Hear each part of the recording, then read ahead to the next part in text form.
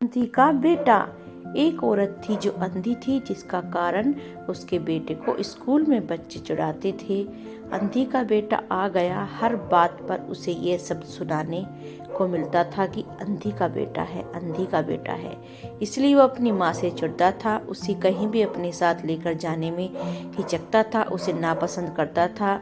उसकी माँ ने उसे पढ़ाया और इस लायक बना दिया कि वो अपने पैरों पर खड़ा हो सके। लेकिन जब वह खड़ा होकर बड़ा आदमी बन गया, अपनी माँ को छोड़कर अलग रहने लगा। एक दिन एक बूढ़ी औरत उसके घर आई और गार्ड से बोली, मुझे तुम्हारे साहब से मिलना है। जब गार्ड ने अपने मालिक से बोला तो मालिक ने कहा कि बोल दो, मैं अभी घर पे नहीं हूँ।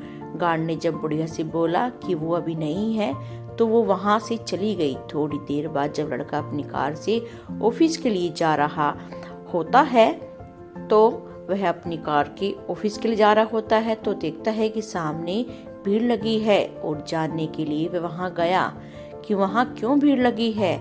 और जब वह वहां यह जानने के लिए पहुंचा कि भीड़ क्यों लगी है तो वहां वह गया तो उसने देखा कि उसकी माँ वहां मरी पड़ी है। उसने देखा कि उसकी मुट्ठी में कुछ है। उसने जब मुट्ठी खोली तो उसने मुट्ठी में एक लेटर देखा जिसमें लिखा था कि बेटा, जब तू छोटा था तो खेलते वक्त मेरी आंख में सरिया धंस गई थी और तू अंधा हो गया था, तो मैंने अपनी आंख तुझे दे दी, जिसके कारण तू देख पाया। और इतना पढ़ लिख कर लड़का जोर जोर से रोने लगा। ये पढ़कर उसकी माँ उसके पास नहीं आ सकती थी। दोस्तों, वक्त रहते ही लोगों को की वैल्यू करना सीखो। माँ बाप का कर्ज हम कभी नहीं चुका सकते, हमारी प्यास का अंदाज भी अलग है। दोस्तों, कभी समंदर को ठुकरा देते हैं तो कभी आंसू तक पी जाते हैं।